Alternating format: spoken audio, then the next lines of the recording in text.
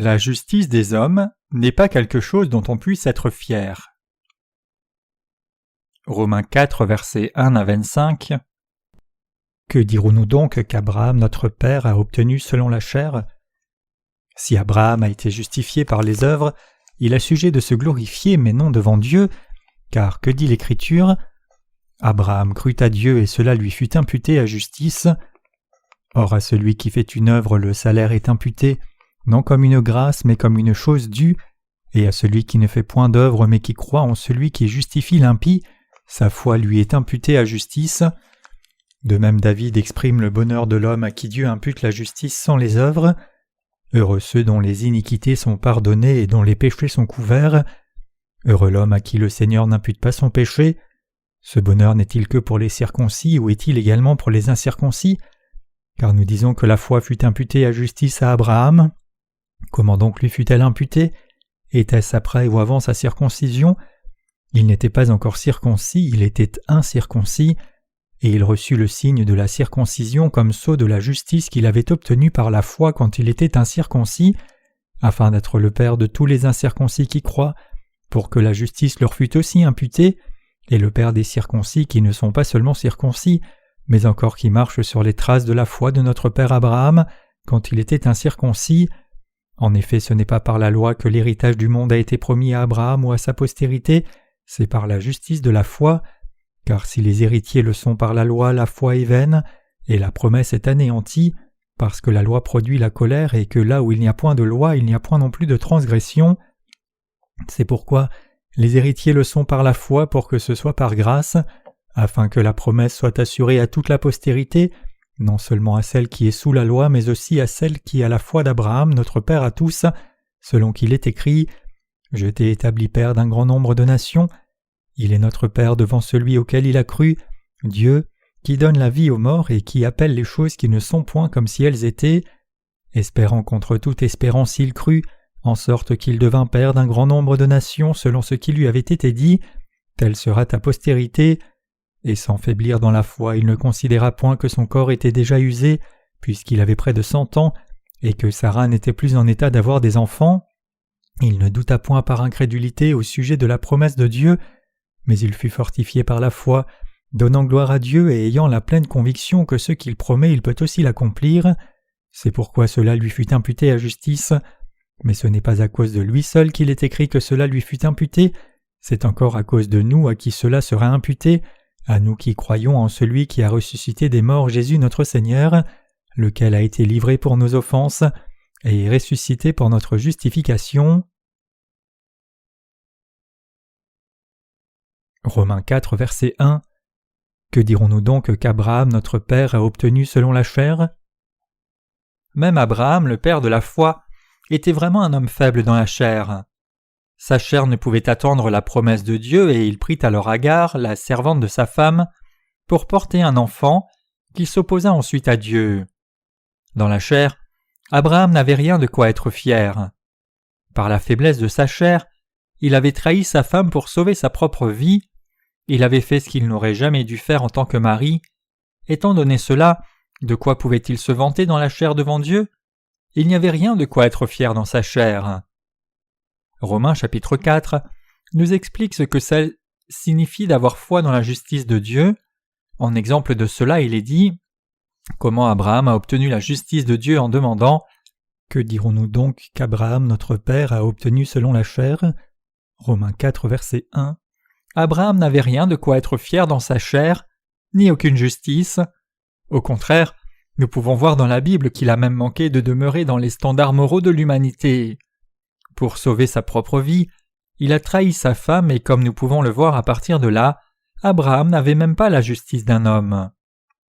Cependant, puisqu'il a cru dans la parole de la justice de Dieu en entier de tout son cœur, sa foi a été approuvée par Dieu. Que s'est-il alors passé pour son péché de trahison de sa femme ? Ce péché aussi avait déjà été expié par Dieu. Dieu a expié le péché d'Abraham par l'évangile de l'eau et de l'esprit qui contient sa justice. C'est la puissance du vrai évangile. Quel est cet évangile qui contient la justice de Dieu ? C'est l'évangile de l'eau et de l'esprit qui a une telle puissance. Abraham n'avait pas de justice des hommes, mais il avait foi dans la justice de Dieu. C'est ainsi qu'Abraham est devenu le père de la foi pour tout le monde, à cause de sa foi. La justice de Dieu qu'Abraham a reçue de Dieu n'a pas été obtenue par sa propre justice humaine. Pour nous, vivant maintenant au XXIe siècle, des messages du livre des Romains peuvent nous laisser perplexes. Paul dit en Romains 4, verset 2 « Car si Abraham a été justifié par les œuvres, il a sujet de se glorifier mais non devant Dieu. » Abraham n'a pas été déclaré juste par Dieu par ses propres œuvres. Pourquoi sa foi a-t-elle donc été approuvée ? Sa foi a été approuvée par Dieu parce qu'il a cru dans toute la parole de promesse que Dieu lui avait donnée. La foi qui nous permet d'obtenir la justice de Dieu est aussi comme cela. Notre foi est approuvée par Dieu non à cause des bonnes œuvres de notre chair, mais parce que nous croyons que le baptême que Jésus a reçu de Jean-Baptiste et le sang qu'il a versé à la croix constituent la justice de Dieu qui nous apporte la rémission de nos péchés. Romains 4, verset 3 « Car que dit l'Écriture ? Abraham crut Dieu, et cela lui fut compté à justice. » Abraham a atteint la justice de Dieu en croyant à sa parole, et cela lui a été compté à justice. La foi d'Abraham est ainsi devenue celle qui est approuvée par Dieu. Certains érudits de la Bible interprètent la justice de Dieu qu'Abraham a obtenue en croyant la parole de Dieu dans l'optique de la doctrine de la justification, mais cela n'est pas correct. L'origine de la doctrine de la justification, c'est ceci. Certains théologiens qui ne pouvaient expier leurs péchés bien qu'ils aient cru en Jésus ont trouvé l'idée que puisqu'ils croyaient en Dieu, Dieu les appellerait saints. Maintenant même, beaucoup de gens pensent que bien qu'Abraham ait eu des péchés, Dieu l'a considéré comme son homme pur à cause de sa foi. Cependant, la justice de Dieu n'est pas ainsi. Ceux qui croient dans la justice de Dieu deviennent vraiment des personnes justes, tout comme Dieu a vraiment donné le Fils promis à Abraham. La foi dans la justice de Dieu amène la vraie justice dans chaque cœur croyant. Puisque Dieu parle et accomplit ce qu'il a dit, ceux qui croient dans sa parole croient dans la vérité, et donc leur foi est approuvée par Dieu. C'est parce que Dieu et sa parole sont vrais. Pour vous et moi qui vivons en ces temps, si nous croyons au baptême que Jésus a reçu de Jean pour expier nos péchés, au sang de la croix et à sa mort et résurrection exactement telle qu'elle, nous aussi pouvons avoir la foi qui nous permet de recevoir la rémission de tous nos péchés. C'est quand nous croyons dans la parole de l'eau et de l'esprit que notre foi est approuvée par Dieu. Cette foi amène vraiment la justice de Dieu dans nos cœurs concrètement. C'est parce que Jésus a pris les péchés du monde en étant baptisé, mourant à la croix et ressuscitant d'entre les morts en réalité. Le baptême et le sang de Jésus ont expié tous nos péchés une fois pour toutes. La foi dans la parole, c'est la foi dans la justice de Dieu. Romains 4, verset 4 « Or, à celui qui fait une œuvre, le salaire est imputé non comme une grâce, mais comme une chose due. » Si nous avions fait quelque chose de méritoire, spirituellement ou dans la chair, pour obtenir la justice de Dieu, alors nous serions qualifiés pour recevoir la justice de Dieu, mais la réalité c'est que nous avons échoué à faire quoi que ce soit de bon pour obtenir la justice de Dieu. C'est la simple vérité. Peu importe combien nous pouvons vivre vertueusement, nous ne pouvons pas obtenir la justice de Dieu par notre propre bonté. Si quelqu'un trouve un travail et qu'il est payé pour son travail, alors son salaire ne serait pas gratuit. Cependant, par nos propres œuvres, il est impossible de recevoir la justice de Dieu. C'est parce que nous sommes incapables de faire quelque chose qui nous permette de recevoir la justice de Dieu en récompense. Donc, la justice de Dieu s'obtient seulement comme un don, et ce don nous est donné seulement quand nous croyons à l'œuvre juste de Dieu que le Seigneur a accomplie. Si nous avons reçu la justice de Dieu par la foi, alors clairement, c'est un don de la foi offert par Dieu à ceux qui croient dans cette justice. Ceux qui ont atteint la justice de Dieu sont travaillés pour lui. Romains 4, verset 5 « Et à celui qui ne fait point d'œuvre mais qui croit en celui qui justifie l'impie, sa foi lui est imputée à justice. » La parole de vérité, c'est que même si nous sommes devenus pécheurs en manquant de marcher par la loi parfaitement, si nous obtenons la justice de Dieu en croyant que Jésus a pris les péchés du monde par le baptême de Jean-Baptiste, et sa mort à la croix comme notre rémission du péché, alors Dieu approuve notre foi comme la vraie foi. Savoir cela et croire cela, c'est avoir foi dans la justice de Dieu. Pour nous sauver de nos péchés, nous qui sommes par nature impies, Dieu a envoyé son Fils sur cette terre, l'a fait baptiser et crucifier, l'a ressuscité d'entre les morts, et nous a ainsi rendus justes. C'est dans ce Dieu que nous croyons dans la vérité que Jésus nous a délivrés des péchés du monde par son baptême et son sang, donc c'est en croyant dans sa justice que notre foi est approuvée par Dieu.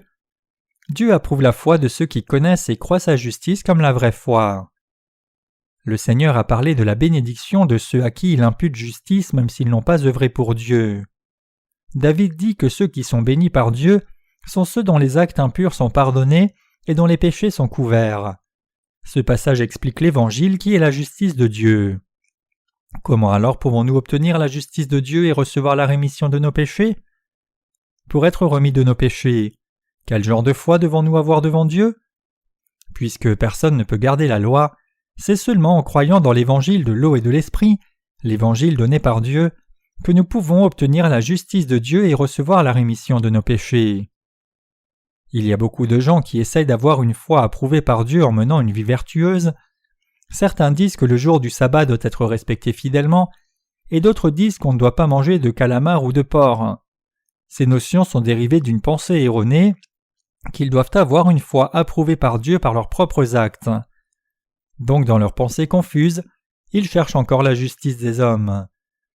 Les gens doivent réaliser que c'est en connaissant et croyant la justice de Dieu qu'ils peuvent être sauvés de leurs péchés. En dépit de cela, beaucoup de gens pensent que s'ils croient en Jésus, ils doivent ensuite être sanctifiés progressivement, vivre vertueusement, garder la loi et ne pas pécher. C'est pour cela qu'ils finissent par se tromper sur la justice de Dieu. Confondus par de telles croyances fausses, ils croient que leur but en croyant en Jésus est de sanctifier leur vie. Cependant, la foi est extrêmement erronée et elle s'est éloignée de la justice de Dieu. Avez-vous obtenu la justice de Dieu par la foi en dehors de vos œuvres? La foi qui a reçu le salut par l'aide de Dieu, c'est la foi qui croit dans la justice de Dieu. Vous pouvez avoir cru en Jésus comme votre sauveur pour être sauvé de vos péchés, mais si vous croyez en lui sans connaître la justice de Dieu, alors votre foi est vaine. Vous tenez-vous à la justice de Dieu? Puisque nous sommes fondamentalement incapables d'être droits devant Dieu, à moins de nous tenir à sa justice, il est impossible d'être sauvés. Les humains sont par nature une semence de méchants. Donc avant que l'évangile de la justice de Dieu ne soit venu, il était impossible de vivre vertueusement. C'est pour cela que Dieu lui-même est venu sauver les pécheurs, car il avait compassion d'eux. Jésus, qui est venu sauver les pécheurs du péché, a accompli toute la justice de Dieu par le baptême qu'il a reçu de Jean-Baptiste au Jourdain. En étant baptisé par Jean-Baptiste et mourant à la croix, Jésus a effacé tous nos péchés et nous a tous sauvés. Toute la justice de Dieu était contenue dans la naissance de Jésus, son baptême, sa mort à la croix et sa résurrection. C'est Jésus qui a accompli toute la justice de Dieu quand il est venu sur cette terre. Dans ce monde, il y a ceux qui croient dans leur propre justice. Certains abandonnent même leur vie pour les autres. C'est la justice de l'homme. Mais tout dans ce monde a une raison. Y a-t-il quelqu'un qui puisse vraiment se sacrifier pour les autres sans avoir son propre intérêt?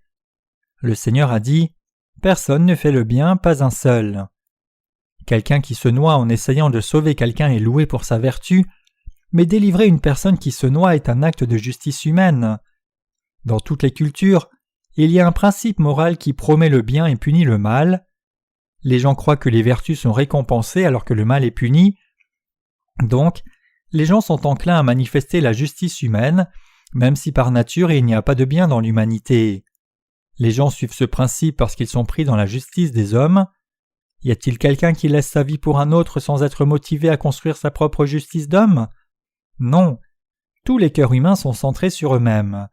Même quand ils aiment, ils ont un amour centré sur eux, égoïste, et ils ne peuvent que construire leur vertu selon leur propre justice. Récemment, j'ai entendu par un des diacres de l'église que son beau-père allait mourir.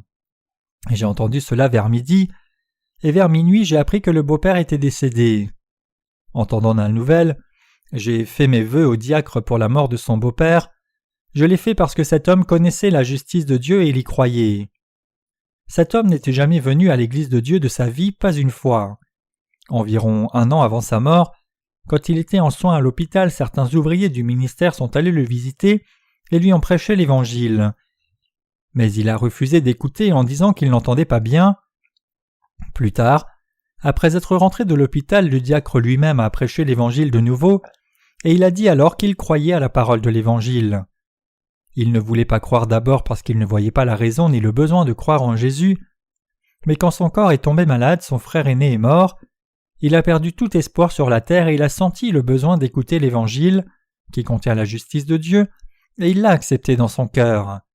Avant de mourir, le diacre a confirmé sa foi une fois encore, et il a professé que puisque tous ses péchés avaient été transférés sur Jésus quand il fut baptisé, il était maintenant sans péché. Cet homme a reçu la rémission de ses péchés en croyant dans la justice de Dieu.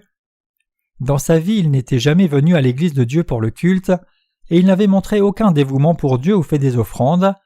Il n'avait pas prié pour la diffusion de l'Évangile non plus. En dépit de tout cela, quand il a entendu la justice de Dieu et qu'il a cru, la justice de Dieu a remis tous ses péchés. En croyant dans l'Évangile de la justice de Dieu de tout son cœur, il est devenu juste. L'Évangile qu'il a entendu, c'était l'Évangile de l'eau et de l'Esprit, qui était plus que suffisant pour expier tous ses péchés. Entendant l'Évangile merveilleux de Dieu qui contient sa justice, cet homme s'est revêtu de sa puissance. Un homme qui n'avait pu être sauvé de ses péchés par aucun autre moyen a été sauvé en croyant dans la justice de Dieu. C'est le résultat de la vraie foi qui se confie dans la justice de Dieu. Dans l'Évangile où est contenue la justice de Dieu, la miséricorde et la puissance de Dieu sont révélées. La miséricorde de Dieu, c'est le grand amour de Dieu qui est répandu sur tous les humains, qui ne méritent pas d'être sauvés du tout. Parce que Dieu a eu tant compassion pour ce pécheur, il lui a donné la rémission des péchés par sa justice. La miséricorde de Dieu, c'est ce qui amène l'amour et le salut à ceux qui n'ont pas la qualification pour être sauvés. Dieu a donné tant d'amour miséricordieux à tout le monde. Mais beaucoup des gens n'essayent toujours pas de connaître la justice de Dieu ni d'y croire. C'est parce qu'ils n'apprécient pas la puissance de l'Évangile qui est accomplie par la justice de Dieu. Celui qui est décédé dans notre histoire est devenu juste parce qu'il a compris la justice de Dieu et il a cru. Bien qu'il n'ait jamais mené sa vie sur la terre parfaitement, parce qu'il croyait dans l'Évangile contenant la justice de Dieu, il a effacé et a été sauvé parfaitement de tous ses péchés.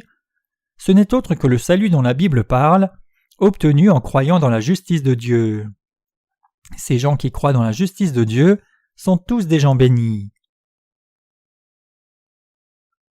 Romains 4, versets 6 à 7.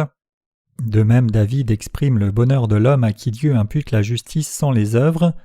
Heureux ceux dont les iniquités sont pardonnées et dont les péchés sont couverts. Tous ceux qui croient dans la justice de Dieu et dont la foi est ainsi approuvée par Dieu sont heureux même s'ils ne peuvent pas observer la loi de Dieu. Qui et quel genre de gens sont les plus heureux de tous? D'abord, heureux ceux qui croient dans la justice de Dieu et ont ainsi reçu la rémission de tous leurs péchés, qu'ils soient déjà commis ou encore à venir. Deuxièmement, heureux ceux dont les péchés sont couverts en croyant dans la justice de Dieu et qui ont échappé par la foi à tous leurs péchés et à toute la punition. Si vous aviez fait quelque chose de terrible contre votre propre pays, et que quelqu'un portait ce crime à votre place et mourait à votre place, ne seriez-vous pas si heureux et reconnaissant envers cette personne? Jésus l'a fait pour vous, en étant baptisé et mourant à la croix, et vous a ainsi délivré de tous vos péchés. Maintenant, si vous pouvez être remis de tous vos péchés du monde en croyant dans la vérité de la justice de Dieu, ne croiriez-vous pas de tout votre cœur? C'est en croyant dans la justice de Dieu que vous pouvez devenir heureux. Ceux qui croient dans cette vérité sont heureux.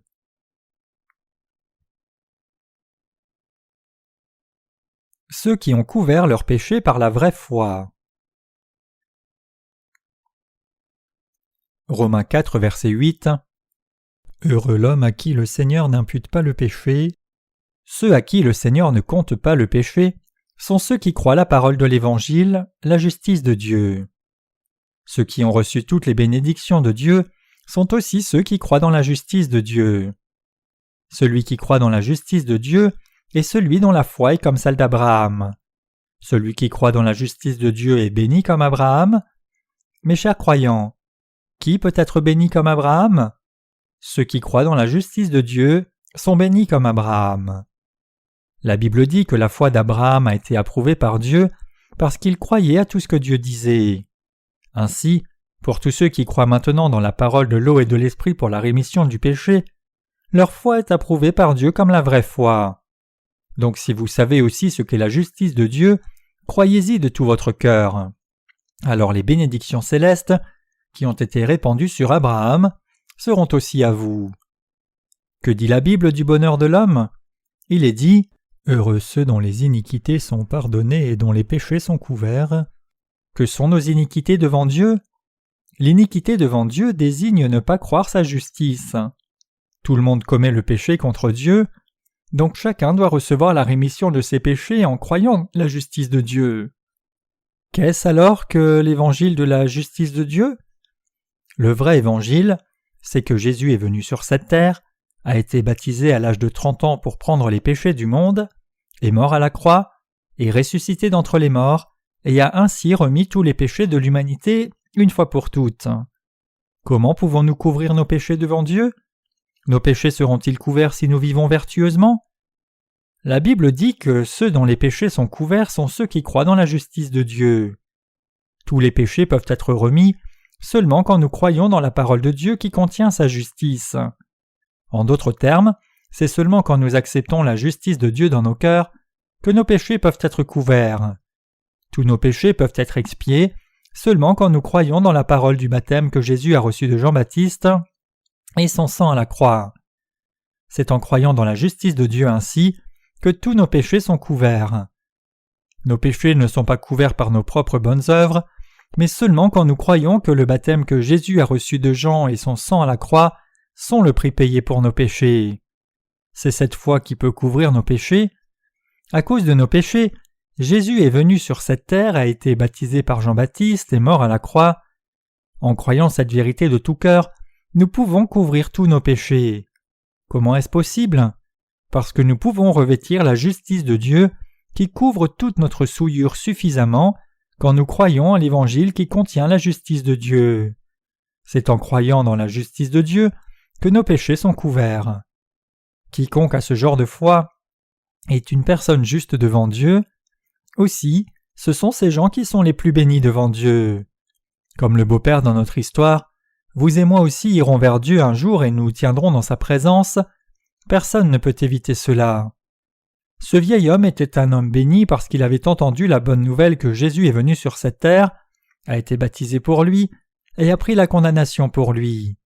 Et en croyant dans cet évangile, ses péchés ont été couverts. Donc même s'il n'avait pas de bonnes œuvres à montrer à Dieu, ses péchés étaient couverts à cause de sa foi. Quel genre de gens sont heureux devant Dieu ? Avez-vous la foi qui peut couvrir vos péchés ? N'êtes-vous pas par hasard à essayer d'être sauvés de vos péchés en vivant vertueusement, sans la parole d'évangile de la justice de Dieu ? Vous devez réaliser la vérité qui vous permet de couvrir tous vos péchés quand vous connaissez et croyez la justice de Dieu. Ceux qui croient dans la justice de Dieu peuvent tous louer Dieu. Ce n'est pas pour être sauvés de nos péchés que nous louons Dieu. Nous louons Dieu parce que nous avons déjà été sauvés de tous nos péchés et nous sommes si reconnaissants. Ceux qui ont véritablement trouvé le bonheur sont ceux qui ont accepté la justice de Dieu dans leur cœur. Ceux qui croient dans l'Évangile qui contient la justice de Dieu dans leur cœur sont ceux dont les péchés sont couverts grâce à Dieu. Lorsqu'une personne juste meurt, je prends l'enterrement comme une occasion de prêcher l'Évangile. Je le fais parce que c'est une bonne occasion de témoigner de la justice de Dieu pour la famille qui reste. Ceux qui sont vraiment heureux croient dans l'Évangile qui contient la justice de Dieu et vivent en prêchant cet Évangile. Mes chers croyants, vous ne devez pas essayer d'être sauvés de vos péchés par vos propres bonnes œuvres. Pour que vos péchés soient couverts devant Dieu, vous devez croire la justice de Dieu. Si un homme riche donne un diamant à un pauvre en cadeau, tout ce que le pauvre doit faire, c'est accepter avec reconnaissance. Ainsi, pour couvrir tous nos péchés, Dieu est venu sur la terre et a été baptisé. Si en dépit de cela quelqu'un tient encore à la croyance que même s'il croit en Dieu, il peut recevoir la rémission des péchés seulement s'il observe la loi, ou au moins fait de son mieux pour l'observer et établir sa propre justice, alors ses péchés ne seront jamais couverts par Dieu. Nous devons accepter la justice de Dieu par la foi. Nous ne devons pas être avares de foi. Au contraire, nous devons accepter libéralement.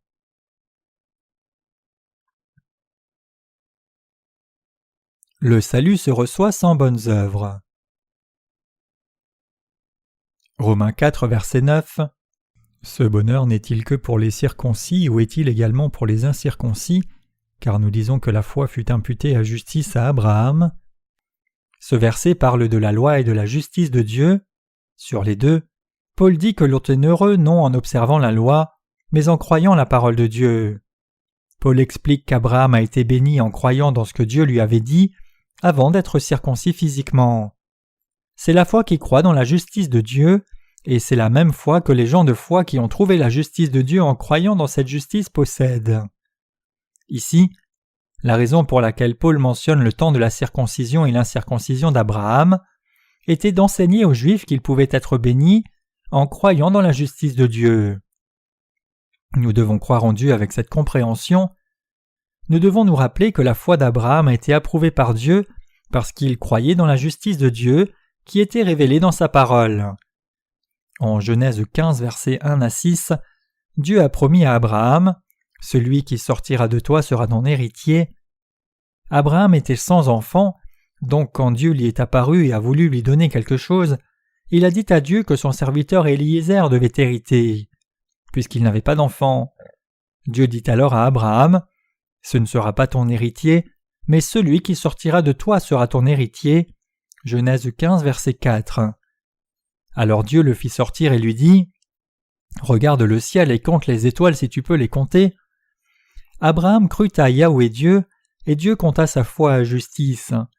En d'autres termes, Abraham devint un homme de foi dont la confiance en Dieu était approuvée. Voir Genèse 15, versets 5 à 6.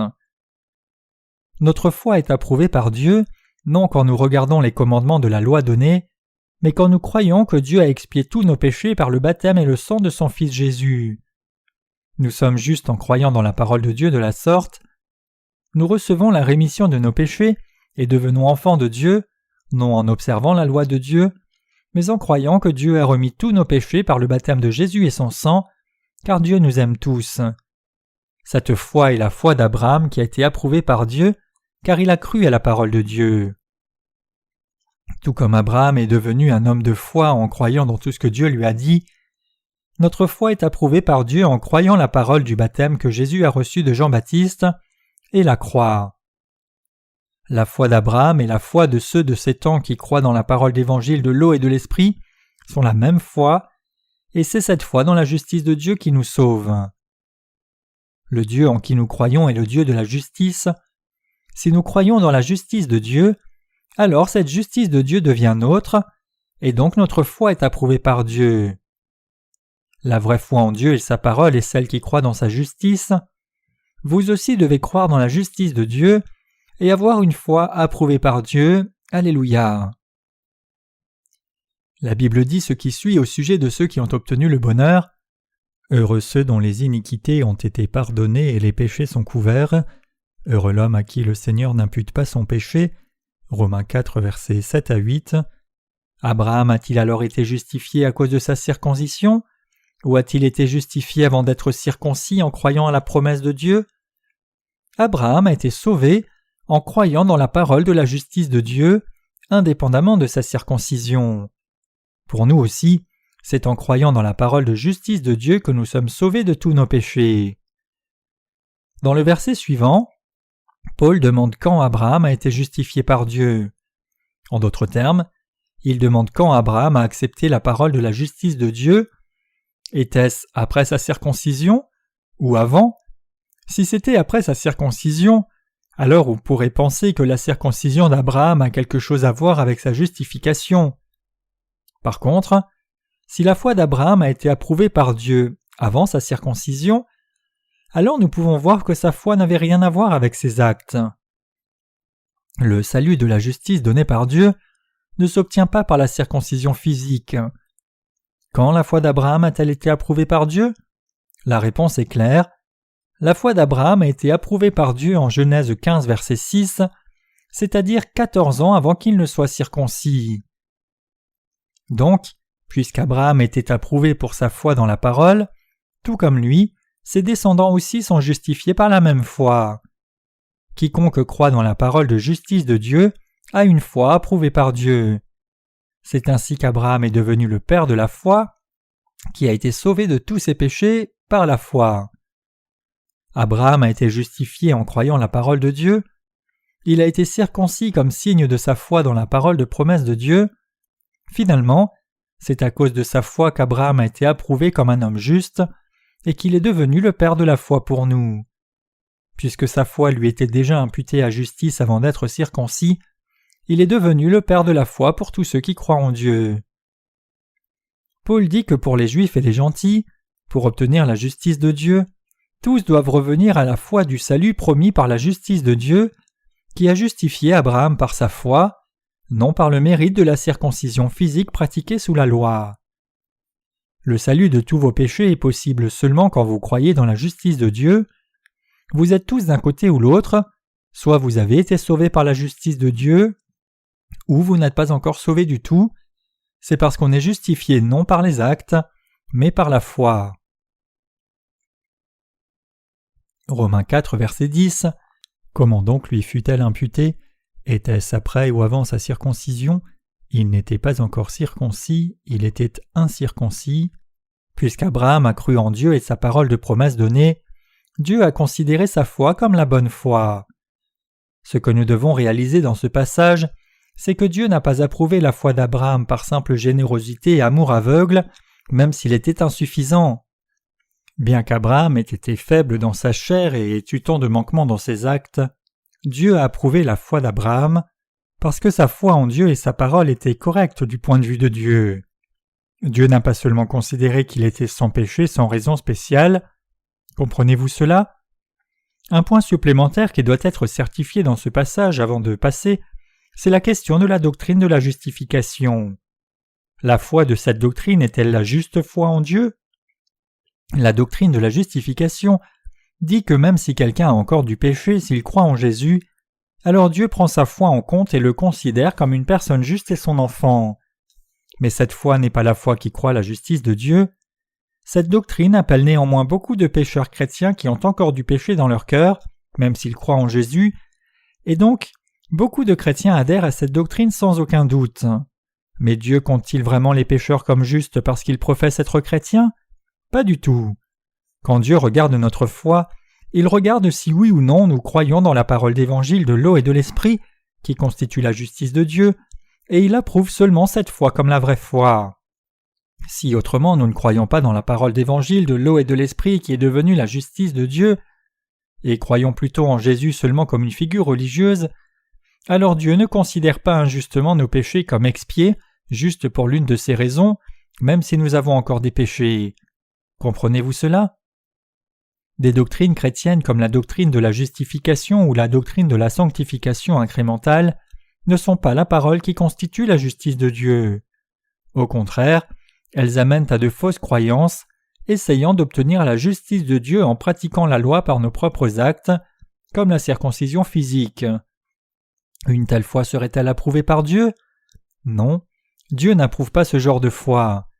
Dieu n'approuve pas les croyances qui sont légalistes et humaines. Pour preuve, nous pouvons voir que dans le cœur de ceux qui croient dans des doctrines comme la doctrine de la justification ou la doctrine de la sanctification incrémentale, il n'y a pas la justice de Dieu, et donc leurs péchés restent intacts, car ils n'ont pas reçu la rémission de leurs péchés. Par contre, pour ceux qui ont la foi qui est approuvée par Dieu, nous ne pouvons pas trouver de péché dans leur cœur, peu importe combien nous pourrions essayer. La preuve du fait que la foi dans la justice de Dieu se trouve dans l'évangile de l'eau et de l'esprit, c'est qu'il n'y a absolument pas de péché qui reste dans le cœur de ceux qui croient dans cet évangile. Et même s'ils sont insuffisants, ils sont toujours sans péché. Cette foi est la foi qui est fondée sur la vérité et qui croit dans la justice de Dieu. Nous devons réaliser que la foi d'Abraham a été approuvée par Dieu avant qu'il ne soit circoncis physiquement. Les chrétiens ne deviennent pas sans péché avec le temps juste parce qu'ils essayent d'obéir à la loi de Dieu fidèlement chaque jour, ou parce qu'ils font des prières de repentance encore et encore quand ils tombent face à la loi. Plutôt, ils sont remis de tous leurs péchés et deviennent sans péché en croyant de tout cœur dans la parole d'évangile de l'eau et de l'esprit, qui constitue la justice de Dieu quand ils croient en Jésus. Obtenir ainsi la justice de Dieu par la foi, c'est devenir un croyant dans la justice de Dieu. Quand vous avez cru en Jésus, Avez-vous cru dans la justice de Dieu? Et croyez-vous encore dans la justice de Dieu maintenant même? Si vous croyez que Jésus est le sauveur des pécheurs, croyez en son baptême et le sang comme la justice de Dieu qui a remis vos péchés une fois pour toutes. Si vous croyez cela, alors la justice de Dieu devient votre justice. Vous aurez la même foi qu'Abraham. Que les bénédictions de la justice de Dieu soient avec vous tous. Romains 4, verset 11. Et il reçut le signe de la circoncision comme sceau de la justice qu'il avait obtenu par la foi quand il était incirconcis, afin d'être le père de tous les incirconcis qui croient, pour que la justice leur fût aussi imputée. Dieu a approuvé la foi d'Abraham alors qu'il était incirconcis, et ce que nous voyons ici, c'est que Dieu nous a fait posséder la foi qu'il obtient sa justice comme Abraham, en croyant sa parole de justice quand nous avons manqué d'observer la loi. Abraham était un homme dont la foi était approuvée par Dieu parce qu'il croyait en Dieu et ce qu'il lui disait. Pour nous qui vivons maintenant dans cette époque, notre foi peut être approuvée par Dieu seulement si nous croyons la parole de l'eau et de l'esprit qui constitue la justice de Dieu. Abraham est le Père éternel de la vraie foi. Sur les traces de la foi dans la justice de Dieu. Romains 4, versets 12 à 13. Et le Père des circoncis qui ne sont pas seulement circoncis, mais encore qui marchent sur les traces de la foi de notre Père Abraham quand il était incirconcis. En effet, ce n'est pas par la loi que l'héritage du monde a été promis à Abraham ou à sa postérité, c'est par la justice de la foi. En croyant la parole de Dieu, Abraham est devenu le père de la foi pour ceux qui sont circoncis spirituellement. La circoncision rituelle que les Juifs de ce temps pratiquaient était une circoncision qui n'avait pas d'effet spirituel du tout pour eux, pour avoir la même foi qu'Abraham et devenir ses vrais descendants. C'était simplement un signe qui montrait qu'ils étaient les descendants d'Abraham dans leur lignée de sang. La foi d'Abraham n'a pas été approuvée par sa circoncision physique, mais c'est une foi qui était ancrée dans son cœur, en croyant en Dieu et sa parole avant d'être circoncis dans la chair. C'est ainsi que la foi d'Abraham était approuvée comme la bonne foi. La foi pour laquelle Abraham a été approuvé par Dieu est la foi qu'il avait 430 ans avant que Dieu ne donne la loi au peuple d'Israël. Galates 3, verset 17. Donc la foi de la circoncision spirituelle n'a rien à voir avec la loi que Dieu a donnée aux Juifs. Croire Dieu et sa parole déclarée, c'est la vraie foi qui croit dans sa justice. Si nous croyons dans la parole d'évangile de l'eau et de l'esprit qui constitue sa justice, alors nous recevrons la bénédiction du salut de tous nos péchés. En bref, croire en cet évangile, c'est croire dans la justice de Dieu. Nous devons avoir la foi de nos prédécesseurs spirituels et nous devons suivre leurs traces. Si nous ne le faisons pas et suivons seulement les rites et actes des prédécesseurs dans la foi, alors notre foi fanera. Donc nous devons découvrir la foi des disciples avant nous et en même temps avoir la même foi qu'eux. La foi de nos prédécesseurs dans la Bible était toujours fondée sur la parole de l'Ancien Testament. Par le système sacrificiel inscrit dans le Pentateuque de l'Ancien Testament, Dieu a amené le peuple d'Israël à recevoir la rémission des péchés en posant leurs mains sur la tête de l'animal à sacrifier et en versant son sang. Donc dans le Nouveau Testament aussi, nous devons être conscients du système sacrificiel de l'Ancien Testament et en même temps, nous devons aussi avoir la connaissance de l'évangile de l'eau et de l'esprit dans le Nouveau Testament. Pour devenir des pèlerins spirituels vers le ciel, nous devons avoir foi dans la justice de Dieu et nous devons pouvoir renoncer à nous-mêmes. Abraham a laissé sa patrie pour suivre la parole de la justice de Dieu. À cause de cela, Abraham a laissé la foi religieuse qui prévalait dans le pays et il a eu la foi qui suivait la justice de Dieu. C'est pour cette raison que Jésus nous a dit de renoncer à nous-mêmes chaque jour, de prendre notre croix et le suivre. Luc 14, verset 26. Les pèlerins spirituels sont caractérisés par le fait qu'ils suivent la justice de Dieu. C'est le chemin des disciples de Jésus qui ont embarqué sur la voie des pèlerins du ciel. Les pèlerins du ciel quittent leur foi religieuse et croient plutôt dans la justice de Dieu, renoncent à eux-mêmes et suivent la parole. Abraham a laissé sa patrie et a vécu en marchant avec la parole de Dieu. C'est parce que sa foi a été placée dans la parole de Dieu qu'il a été approuvé par Dieu. Abraham n'a pas insisté sur une notion religieuse qu'il avait entendue ou sur ses propres pensées. Une fois qu'il a commencé à marcher avec Dieu, il a rejeté ses expériences religieuses et a suivi la justice de Dieu. C'était la foi qu'il avait et c'est la vraie foi qui suit la justice de Dieu. C'est le juste jugement des pèlerins qui croient dans la justice de Dieu et la suivent. Abraham a rejeté fermement tout ce qui pouvait couvrir la lumière de Dieu et lui faire oublier cette glorieuse mémoire. Ayant laissé Charan, Abraham n'a jamais stoppé son pèlerinage. De plus, il avait déjà 75 ans quand il a quitté Charan. Il a vécu 175 ans avant d'aller vers Dieu. Même quand nous considérons la vie moyenne de nos jours, quand Abraham a été appelé par Dieu, il était déjà bien au milieu de sa vie, mais il l'a suivi en croyant sa parole avec innocence. Qu'en est-il de vous alors? Êtes-vous aussi possesseur de la pure foi qui suit la justice de Dieu? La raison pour laquelle Paul a dit que ce qui suit au verset 18 est aussi la foi d'Abraham. Abraham, espérant contre toute espérance, crut, et devint ainsi le père de beaucoup de nations, selon ce qui a été dit, ainsi ta descendance. C'est que vous aussi devez avoir foi dans la parole de Dieu, qui nous fait espérer contre toute espérance. La justice de Dieu s'obtient par la foi. Romains 4, verset 14.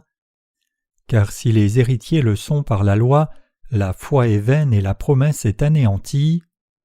Maintenant, en ces temps, si Dieu devait approuver la foi de la doctrine de la sanctification incrémentale ou de la doctrine de la justification, qui sont orientées toutes deux vers les actes de la loi, alors la vraie foi qui obtient la justice de Dieu en croyant dans la justice disparaîtrait pour toujours. Paul dit que si ceux qui sont de la loi sont les enfants de Dieu, alors la foi dans sa justice est rendue nulle. Donc, si vous cherchez vraiment à trouver la justice de Dieu et y croire, vous devez croire de tout cœur dans la parole d'Évangile, qui est venue par la parole de l'eau et de l'Esprit, et non les actes de la loi, et ainsi obtenir la justice de Dieu. La foi dans la justice de Dieu défend l'Évangile de l'eau et de l'Esprit. Mais la foi légaliste et dogmatique rejette la justice de Dieu, car elle appartient aux actes.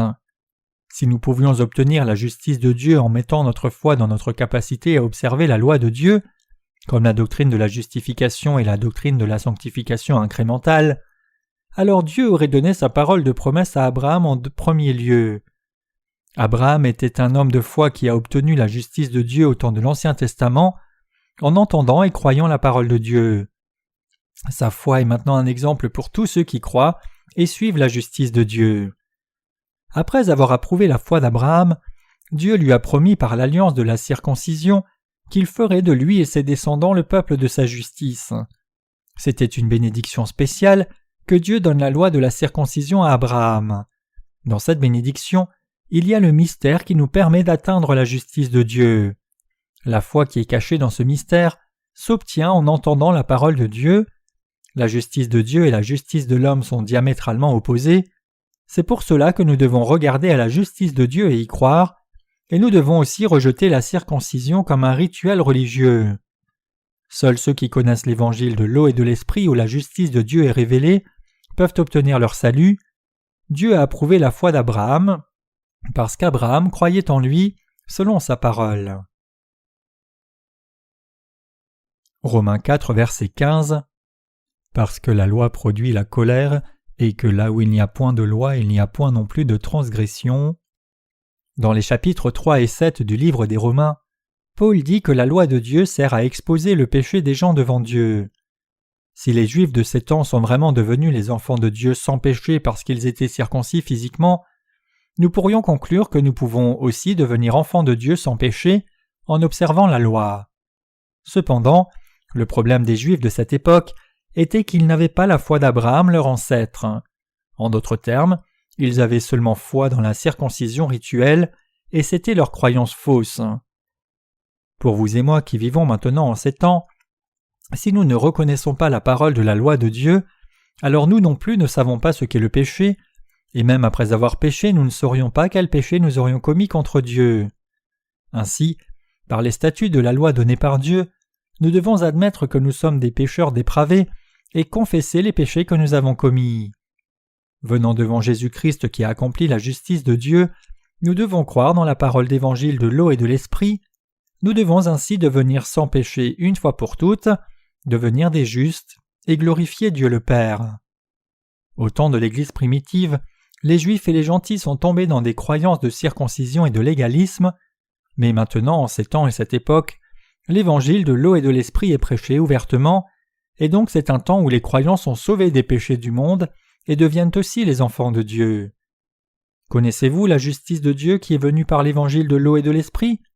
Si oui, alors rejetez votre foi légaliste et croyez dans la justice de Dieu de tout votre cœur.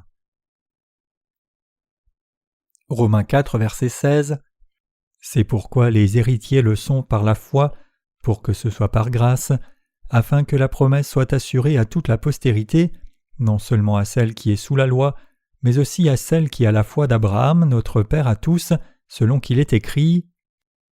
Le moyen de devenir enfant de Dieu n'est pas quelque chose qui s'obtient par nos propres actes, mais c'est ce que Dieu nous a donné comme don de sa justice.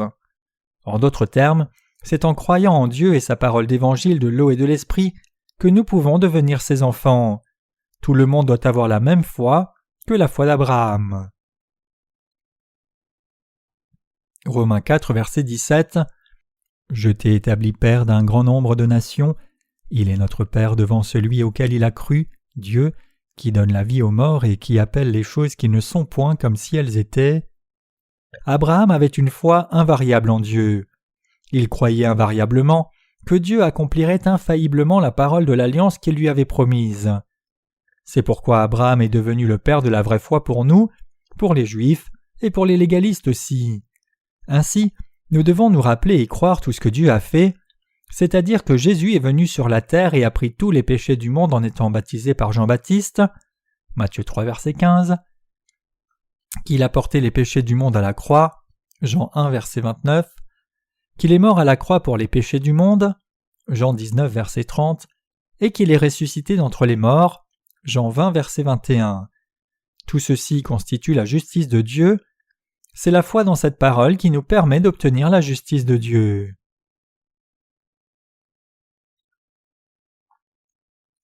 Les justes qui vivent en croyant dans la justice de Dieu.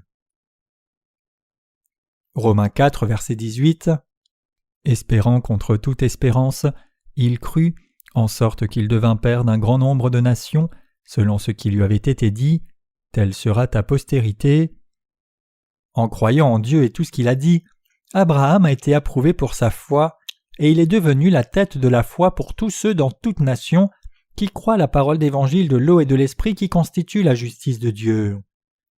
C'était la volonté de Dieu qu'Abraham soit élevé comme le père dans la foi de beaucoup de nations. Abraham croyait en Dieu, et tout ce qu'il disait, et pour cette foi, il a été approuvé et béni de Dieu. C'était la volonté de Dieu. Aujourd'hui pour nous, c'est aussi la volonté de Dieu que nous soyons bénis par lui, en croyant dans la parole de l'Évangile, de l'eau et de l'Esprit qui constituent sa justice. À l'âge de 75 ans, Abraham quitta Ur en Chaldée, son pays, sa famille et sa maison de son père, et suivit la parole de Dieu. Il crut la promesse de Dieu qu'il rendrait ses enfants nombreux comme les étoiles du ciel. Abraham crut la parole de Dieu exactement comme il l'avait donnée. Puisqu'il a cru la parole de Dieu contrairement à ce qu'il était humainement possible d'espérer, il a été approuvé comme juste. La foi d'Abraham est devenue un exemple pour tous ceux qui ont suivi ses traces et ont cru en Dieu, et les a aussi rendus justes par la foi. Dans la chair, tous les Israélites sont les descendants d'Abraham, les Palestiniens aussi sont ses descendants. Bien qu'Abraham ait été vieux, il eut un fils parce qu'il crut la parole de Dieu. Une femme de 90 ans peut-elle donner naissance à un enfant? Non. Sarah avait dépassé la ménopause et elle ne pouvait pas avoir d'enfant. Mais Dieu est apparu à Abraham et lui a promis « Abraham, par l'héritier qui sortira de toi-même, je te donnerai autant de descendants que les étoiles du ciel. » Et Abraham a cru à ce que Dieu lui a dit. C'était quelque chose d'humainement impossible à espérer, mais il a cru parce que c'est ce que Dieu avait dit. La Bible nous dit que ce genre de foi est la vraie foi. C'est la vraie foi. C'est croire que tout ce que Dieu a dit va s'accomplir exactement comme il l'a dit, même si cela semble impossible à la pensée humaine. Bien que cela semble impossible à la pensée humaine, croire que ce sera accompli exactement comme Dieu l'a dit, précisément parce que c'est ce que Dieu a dit, c'est là la vraie foi. Donc la foi, c'est croire en ce qu'on ne voit pas comme si on le voyait. Si nous espérons et croyons ce que Dieu dit, alors ce sera accompli selon sa parole. Puisque la parole de Dieu est vraie, tout ce que nous devons faire, c'est y croire. Même si cela semble impossible à nos pensées, croire que ce sera fait parce que Dieu l'a dit, c'est exactement ce qu'est la foi. Lorsque nous prions, nous demandons la justice de Dieu selon sa volonté, et quand nous croyons dans sa fidélité, cela s'accomplit comme nous le croyons, ce n'est autre que la foi. Si nous devions définir la vraie foi, ce serait ce qui suit. Or, la foi est la ferme assurance des choses qu'on espère, une démonstration de celles qu'on ne voit pas. Hébreux 11, verset 1. Cette foi, c'est la vraie foi.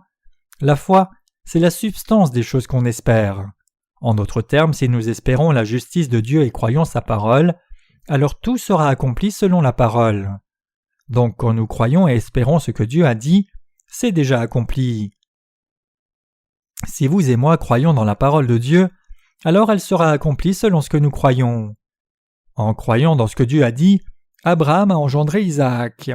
Après cela, la foi d'Abraham a été éprouvée par Dieu. Dieu lui a dit de sacrifier son fils Isaac en holocauste. La foi d'Abraham a été éprouvée grandement. Que veux-tu dire ? J'ai eu mon fils parce que j'ai cru ta parole selon laquelle tu me donnerais un fils, et maintenant tu me demandes de sacrifier ce fils en holocauste. Si Abraham n'avait pas cru en Dieu, il se serait opposé à Dieu en disant « Quel genre de Dieu es-tu » Cependant Abraham s'est dit à lui-même « Dieu m'a promis qu'il me donnerait un fils né de mon propre corps infailliblement, et il a aussi promis que mes descendants seraient aussi nombreux que les étoiles du ciel, donc je crois dans cette parole. Si je sacrifie mon fils en holocauste, Dieu le ramènera certainement à la vie. » Et par cette foi il est allé offrir son fils en holocauste. Il croyait que puisque Dieu lui avait donné Isaac, même s'il devait tuer son fils en holocauste, Dieu le ramènerait certainement à la vie. Quand Abraham a emmené son fils au mont et allé le tuer pour l'offrir en holocauste, voyant cette foi d'Abraham, Dieu lui a dit de ne pas tuer son fils. Il est écrit « Et il dit, ne lève pas la main sur l'enfant et ne lui fais rien » Genèse 22, verset 12. Abraham tuait son fils par la foi, et il l'a ramené à la vie par la foi. C'est par la foi qu'Abraham a eu son fils, et c'est par la foi qu'il a engendré toute sa descendance. Il a engendré Isaac, Isaac a engendré Jacob, et Jacob a engendré 12 fils, et c'est ainsi que le peuple d'Israël a prospéré jusqu'à aujourd'hui. Croire en Dieu, c'est croire ainsi. Pouvons-nous voir Dieu avec les yeux de la chair ? Non, nous ne pouvons le voir à l'œil nu. Mais la foi, c'est la substance de ce qu'on espère. Nous croyons en Dieu même si nous ne pouvons pas le voir. Voyant la création de Dieu et par ses attributs divins révélés partout dans la création, nous pouvons réaliser que Dieu existe. Nous croyons qu'il y a un Dieu même si on ne le voit pas avec les yeux. En suivant la parole de Dieu, Abraham a traversé beaucoup de difficultés. Il a aussi été éprouvé, mais son épreuve a réussi par la confiance en Dieu. Bien qu'il ait fait face à toutes sortes de tests difficiles, il a réussi par la foi. Beaucoup de gens dans le monde entier ont maintenant la foi d'Abraham.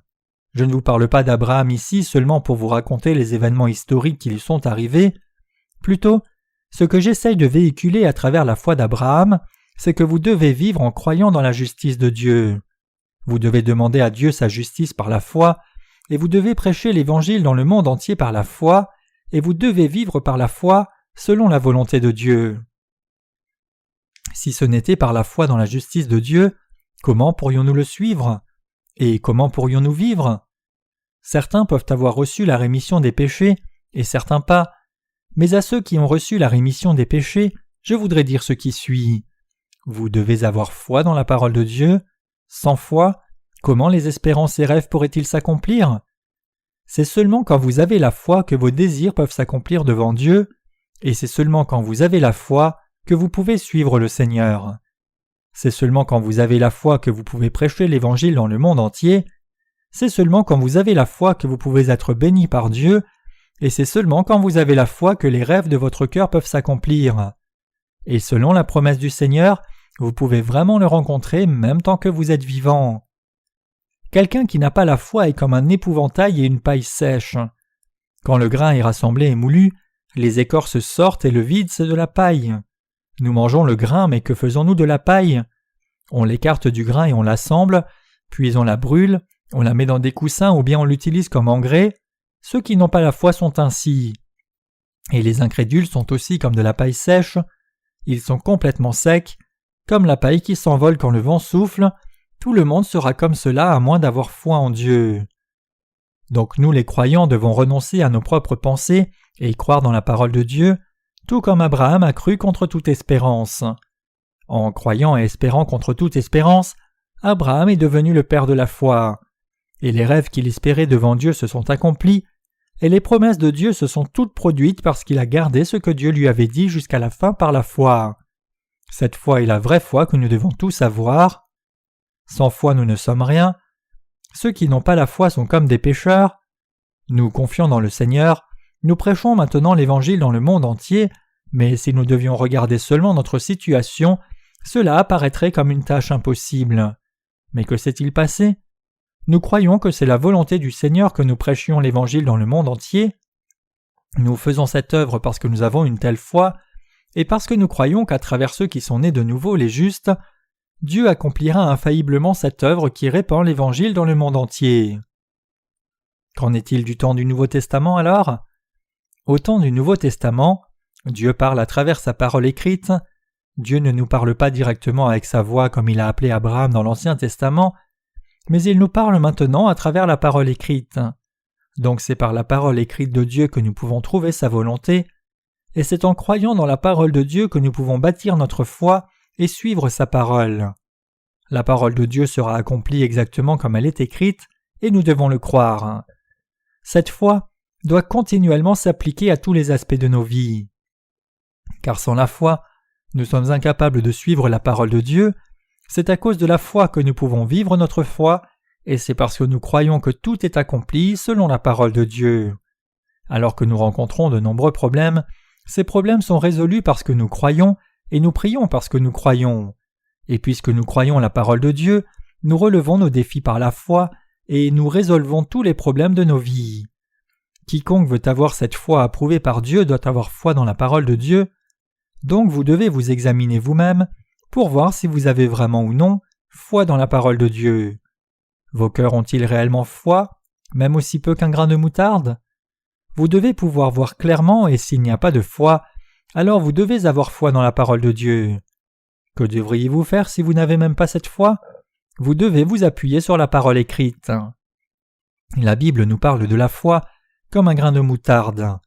Notre Seigneur a dit à ses disciples, « Si vous aviez la foi comme un grain de moutarde, vous diriez à cet arbre, arrache-toi de là et jette-toi dans la mer, et il vous obéirait. » Luc 17, verset 6.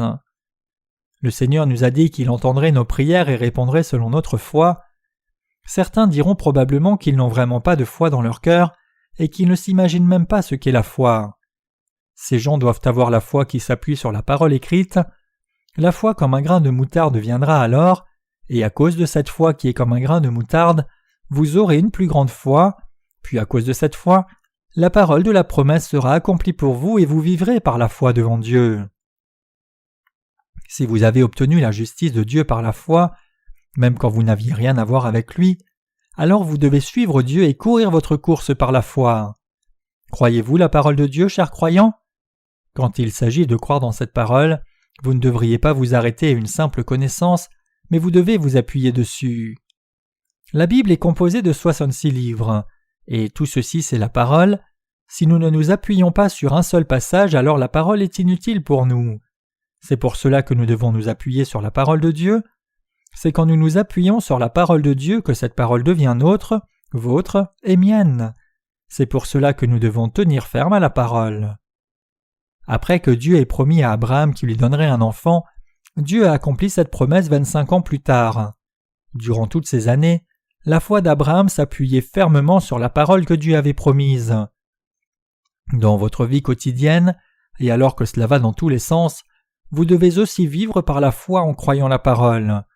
Quand nous nous appuyons ainsi sur la parole et prions, la foi comme un grain de moutarde vient en nous, nous devenons alors des gens de foi qui seront exaucés et bénis.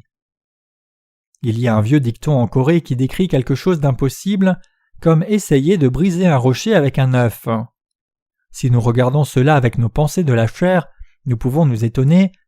Comment sur terre accomplirions-nous cette œuvre de diffusion de l'Évangile dans le monde entier? Mais si nous avons foi et croyons en Dieu, alors c'est possible. Nous prêchons maintenant l'Évangile dans le monde entier. Même si notre planète est des milliers de fois plus grande que cet univers, nous pouvons toujours diffuser l'Évangile dans le monde entier si nous avons la foi. Nous devons vivre dans la confiance en Dieu, nous devons croire la parole. Vous aussi devez croire la parole de Dieu. Toutes les promesses de Dieu à Abraham se sont accomplies parce qu'il croyait ce que Dieu lui avait dit. Abraham a engendré un fils qui lui était impossible d'avoir. Dieu lui a dit qu'il le bénirait, lui donnerait le pays de Canaan et bénirait ses descendants aussi. Abraham a cru cette parole, et ainsi par sa foi, il a vu toutes les promesses de Dieu s'accomplir. C'est par la foi que nous vivons.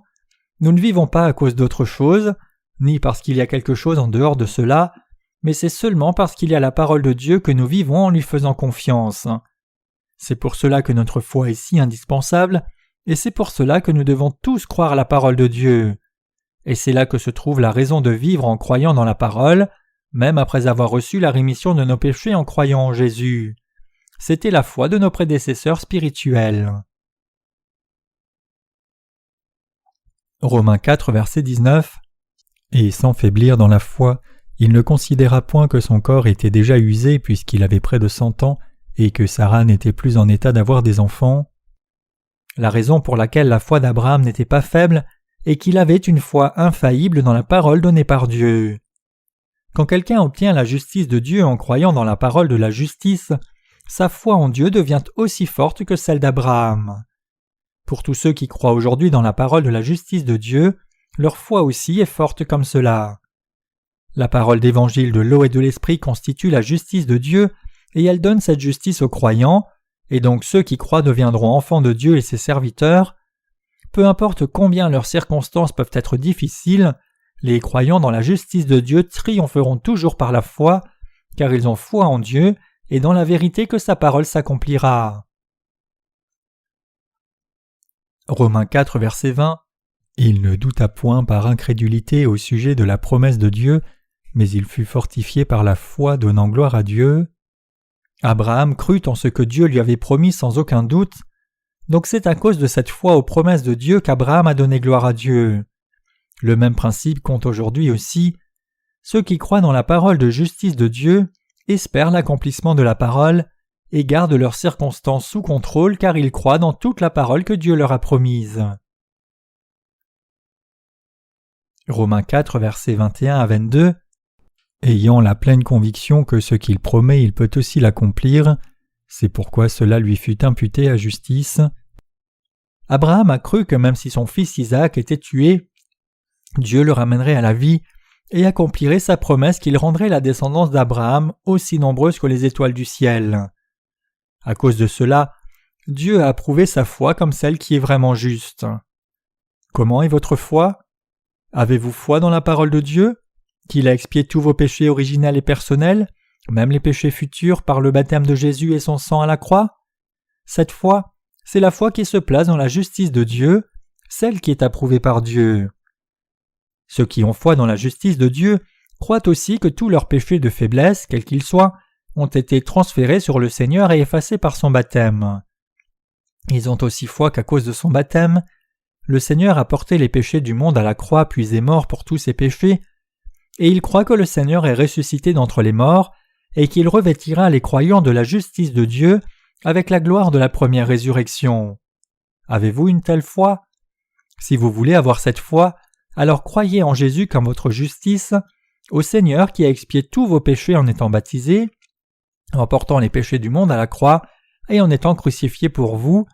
La justice de Dieu sera alors vôtre. Romains 4, verset 23. Mais ce n'est pas à cause de lui seul qu'il est écrit que cela lui fut imputé. Quand Abraham a cru en Dieu et sa parole, Dieu n'a pas seulement approuvé sa foi et l'a béni pour être son peuple en répandant sa justice sur lui, mais il a aussi fait de lui le père de la foi pour tous les gens de foi à venir. À ceux qui croient vraiment sa parole, Dieu leur a fait le don de la puissance répandue par la parole selon ses promesses. En d'autres termes, Si nous croyons dans la parole d'évangile de l'eau et de l'esprit où se trouve la justice de Dieu, alors tous nos nombreux péchés qui sont plus épais que de gros nuages disparaîtront. Le privilège qui vient de la foi dans la parole de Dieu, qui constitue la justice de Dieu, n'est pas confiné seulement à Abraham, mais aujourd'hui il est aussi en notre possession, nous dont la foi est comme la foi d'Abraham. Romains 4, verset 24. C'est encore à cause de nous à qui cela sera imputé, à nous qui croyons en celui qui a ressuscité des morts Jésus notre Seigneur. La justice de Dieu est pour ceux qui croient dans l'évangile de l'eau et de l'esprit aujourd'hui.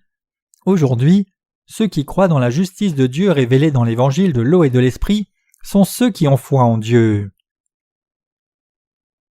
Romains 4, verset 25. Lequel a été livré pour nos offenses et ressuscité pour notre justification. Jésus est ressuscité d'entre les morts pour faire de nous croyants des sans péché justes dans la justice de Dieu et pour nous ressusciter des morts aussi. Jésus est venu sur la terre et a expié tous les péchés du monde par son baptême et son sang à la croix, et ce qu'il a fait pour nous rendre justes, c'est la justice de Dieu. Dieu a fait des croyants dans cette vérité des justes, sans péché. Je vous exhorte tous à croire dans cette vérité aussi, à effacer toutes les faussetés qu'il y a en vous et à vivre une vie qui glorifie Dieu. C'est mon désir le plus sincère que toutes les bénédictions de Dieu soient répandues sur vous. Le Seigneur est venu sur la terre à cause de nous, et à cause de nos iniquités, il a été baptisé par Jean-Baptiste au Jourdain et a pris les péchés du monde. Il a aussi porté les péchés du monde à la croix, a été crucifié à mort et est ressuscité d'entre les morts. Toutes ces choses ont été faites pour nous sauver vous et moi de nos péchés. Et en faisant cela, il a fait de nous ses croyants sans péché et nous a donné la bénédiction de devenir ses enfants et d'obtenir la vie éternelle. Toutes ces choses sont pour vous et moi. Alléluia.